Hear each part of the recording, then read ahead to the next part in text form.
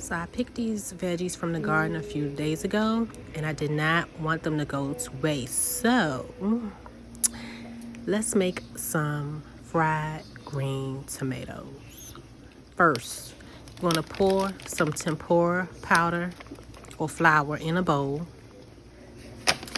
Then in another bowl, you're going to pour some cornmeal. Then you're going to add some flour to that cornmeal. Now, you're going to take some seasoning. I'm going to use Summer Citrus by Teller Homemade. We're going to add that to our tempura. Then we're going to mix it up, mix it up, mix it up. I like cooking with seasoning in the batter as well as shaking it on top. I also added a little garlic because garlic is life. It's life. In your third bowl, you're going to take some milk and an egg. This is going to be your binder for all of your flours. So just whip that, whip that, whip that. Mix it, mix it, mix it, mix it, mix it, mix it.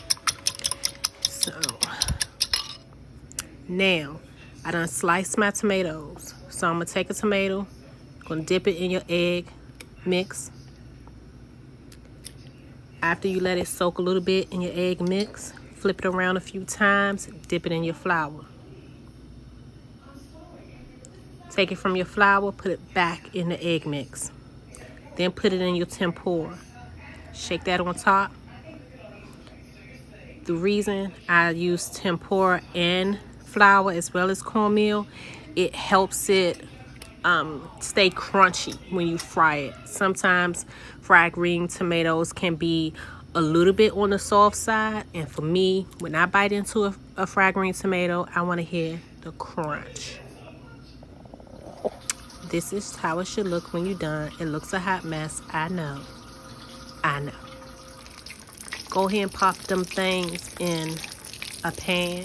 I like to use canola oil. Canola oil gives it a harder crunch instead of using vegetable oil. You want to flip it a few times, and this is how it should be starting to look.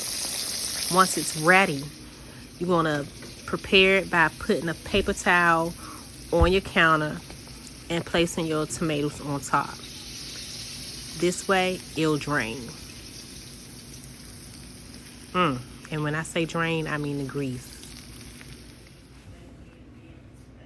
Then we're going to plate it. And I'm going to use some Hawk sauce by Teller Homemade as my dipping sauce. And it's time to eat, y'all.